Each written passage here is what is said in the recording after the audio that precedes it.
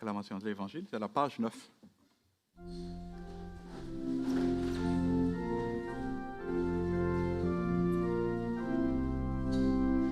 Alléluia, Alléluia, Alléluia. Heureux les pauvres de cœur, car le royaume des cieux est à eux. Alléluia, Alléluia, Alléluia. Le Seigneur soit avec vous. Évangile de Jésus-Christ selon saint Marc. En ce temps-là, Jésus se mettait en route quand un homme accourut et tombant à ses genoux lui demanda « Bon maître, que dois-je faire pour avoir la vie éternelle en héritage? » Jésus lui dit « Pourquoi dire que je suis bon? Personne n'est bon sinon Dieu seul.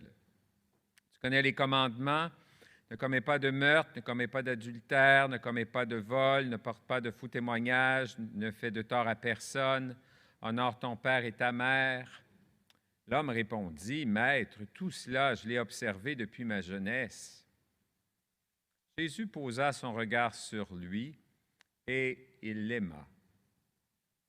Il lui dit, « Une seule chose te manque. Va, vends tout ce que tu as et donne-le aux pauvres. Alors tu auras un trésor au ciel. Puis viens, suis-moi. » Mais lui, à ces mots, devint sombre et s'en alla tout triste, car il avait de grands biens. Alors Jésus regarda autour de lui et dit à ses disciples, « Comme il sera difficile à ceux qui possèdent des richesses d'entrer dans le royaume de Dieu. » Les disciples étaient stupéfaits de ces paroles. Jésus, reprenant la parole, leur dit, « Mes enfants, comme il est difficile d'entrer dans le royaume de Dieu. Il est plus facile à un chameau de passer par le trou d'une aiguille qu'à un riche d'entrer dans le royaume de Dieu. » De plus en plus déconcertés, les disciples se demandaient entre eux, « Mais alors, qui peut être sauvé? » Jésus les regarde et dit, « Pour les hommes, c'est impossible, mais pas pour Dieu, car tout est possible à Dieu. » Jésus se mit à dire à Jésus, « Voici que nous avons tout quitté pour te suivre. » Jésus déclara, « Amen, je vous le dis, nul n'aura quitté à cause de moi et de l'Évangile une maison, des frères, des sœurs, une mère, un père, des enfants, ou une terre sans qu'ils reçoivent en ce temps déjà le centuple, maison, frères, sœurs, mères, enfants et terre, avec des persécutions et, dans le monde à venir, la vie éternelle. » Acclamons la parole de Dieu.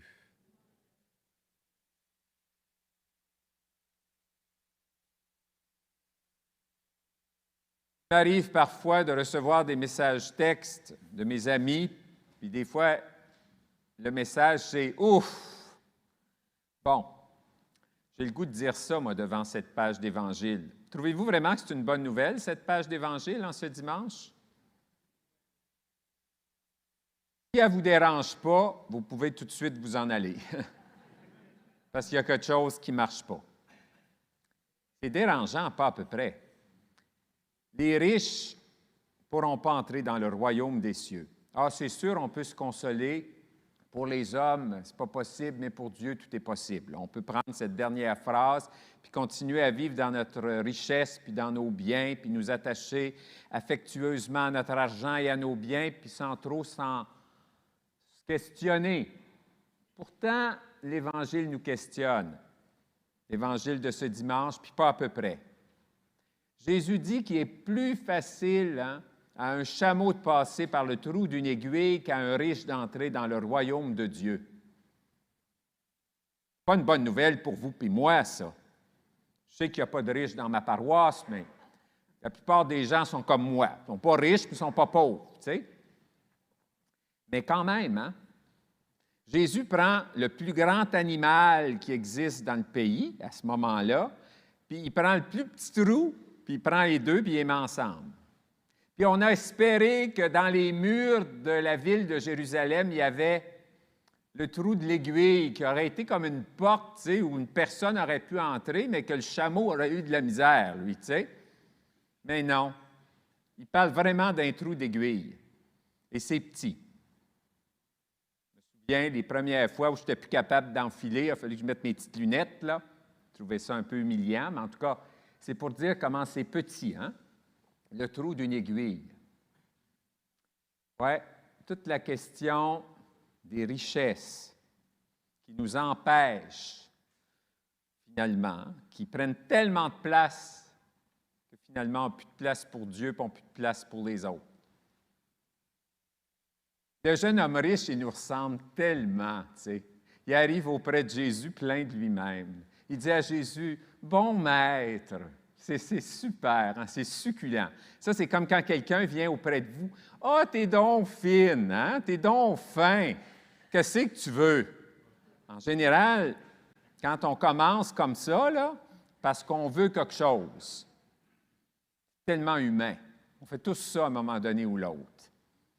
Puis là, Jésus dit, il y a juste Dieu qui est bon.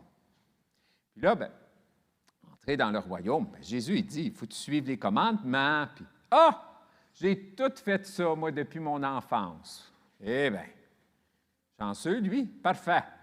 C'est un homme parfait. C'est beau, hein? C'est comme nous autres, hein? On est parfait. On va à la messe le dimanche, hein? Aujourd'hui, de nos jours, c'est quelque chose, ça. Pour des catholiques, là, on n'est pas nombreux. On va à la messe, nous autres. On essaye de ne pas faire de tort à personne, puis alors, on est comme lui, hein, finalement. On est tellement comme cet homme. On dit jeune homme, on l'a imaginé jeune, mais en tout cas, le texte dit un homme. Bon, c'est intéressant parce que c'est tellement ça. Il est plein de lui-même. Puis, ce qui est beau dans le texte, c'est qu'on dit que Jésus posa son regard sur lui et il l'aima. Beau, hein? Alors, on peut imaginer que Jésus pose sur nous son regard et il nous aime, comme pour cet homme dans l'Évangile. Mais ça ne s'arrête pas là. Il lui dit, hein, si tu veux aller plus loin, Jésus lui offre l'occasion d'aller plus loin, d'avancer dans sa vie. Il dit, vends tout ce que tu as, donne-le aux pauvres et suis-moi. C'est que l'homme n'est pas capable. Le texte dit qu'il avait tellement de grands biens qu'il s'en retourna tout triste. Est-ce que nous autres, on va s'en retourner tout triste? Ou est-ce qu'on va accepter, hein? On va accepter d'aller plus loin avec Jésus? Une bonne question. La parole de Dieu, hein, la lettre aux Hébreux nous a dit qu'elle est vivante, elle est tranchante comme une épée à deux tranchants. Je n'aime pas cette image-là, là. Mais puis qu'un jour, on aura à rendre des comptes par rapport à la parole de Dieu qu'on a entendue pendant notre vie. Ah non, vraiment, en ce dimanche, ce n'est pas reposant. J'aime mieux la page d'Évangile. « Venez à moi, vous tous qui peinez sur le poids du fardeau, puis je vous donnerai le repos. Je suis doux et humble de cœur. Hein? » Heureusement qu'il y a ça dans l'Évangile aussi, là. Mais ce dimanche, le chemin est de l'ordre de l'exigence. Toute la question de nos richesses, toute la question de la pauvreté, hein? Donne-le aux pauvres. Cette semaine, la semaine dernière, mercredi soir, on a eu une rencontre du comité de justice sociale, puis on a eu la chance de parler avec le curé de Port-à-Piment de la paroisse Notre-Dame du Rosaire, qui est notre paroisse avec qui on est jumelés depuis des années. On sait qu'on a surtout aidé, nous autres, à l'éducation, payer les enseignants et les enseignantes. On a aidé aussi le centre informatique. Mais là, il disait, leur église est détruite, leur centre paroissial est détruit, le centre informatique, ils n'osent pas entrer parce qu'ils ont peur qu'ils tombent sur la tête. Les écoles, ils vont peut-être probablement pouvoir reprendre demain, mais il n'y aura pas de mur, ils vont mettre des toiles entre les classes. Alors, ça va être un défi, je pense. Puis il dit, là, j'ai des gens qui viennent à ma porte, des paroissiens, des paroissiennes, puis ils n'ont pas de nourriture, puis je n'ai rien à leur donner.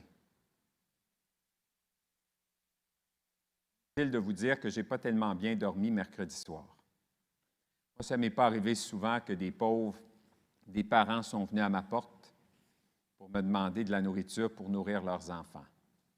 Dans ma vie de prêtre, ce n'est pas arrivé souvent. Et lui, il est devant ça. Alors, je me suis dit le lendemain matin, moi, je donne le premier 1 000 parce qu'il y a 100 familles à nourrir à peu près. Il veut leur donner un sac de riz, un sac de maïs, des conserves avec du poisson, de la viande, puis un peu d'huile. Puis il dit, avec ça, ils vont pouvoir manger pour 1 mois et demi. Alors, je me suis dit, bien, moi, je peux. Je ne suis pas riche, je ne suis pas pauvre. Moi, je peux commencer. Puis, je vais lancer le défi à mes paroissiens et mes paroissiennes. J'imagine qu'il y en a d'autres parmi vous qui, peut-être, allaient être interpellés. Parce qu'on ne peut pas attendre. Hein? Il faut nourrir les pauvres. Hein? C'est notre devoir. Et là, il y a un besoin concret.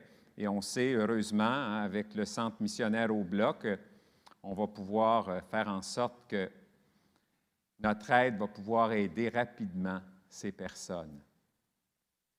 Oui, si la fin de semaine de l'Action de grâce nous invite à la reconnaissance, hein, on va se retrouver devant des tables, il va y avoir trop de nourriture, on va probablement acheter de la nourriture en fin de semaine dans nos maisons, là. Bien, qu'on y pense, tu sais. Si la reconnaissance est là en ce week-end, eh bien, espérons que la reconnaissance va nous amener à une générosité. Rassasie-nous de ton amour au matin, Seigneur, nous serons dans la joie. On a prié ça au moment du psaume. Mais demandons cette grâce au Seigneur, hein, qu'on puisse, bien sûr, nous rassasier de son amour, mais en même temps avancer et poser des gestes concrets. À quelque part, c'est ce qui est demandé dans l'Évangile de ce dimanche. Jésus demande à cet homme d'aller plus loin. Est-ce qu'on est capable? Je pense que oui, on le fait déjà. Mais laissons la parole de Dieu nous interpeller et toucher notre cœur. Et espérons que la parole de Dieu va élargir notre cœur aux besoins des autres. Si on ouvre, on a ce désir d'ouvrir notre cœur à Dieu, eh bien, certainement que le Seigneur va ouvrir nos cœurs et va nous rendre capables d'aimer un peu plus comme lui chaque jour. Il est demandé au jeune homme riche dans l'Évangile, nous est demandé aussi. Et cette invitation de Jésus de le suivre, eh bien, qu'on puisse l'entendre et qu'on puisse y répondre avec joie, avec un cœur reconnaissant et généreux. C'est la grâce que je nous souhaite en ce week-end de l'Action de grâce.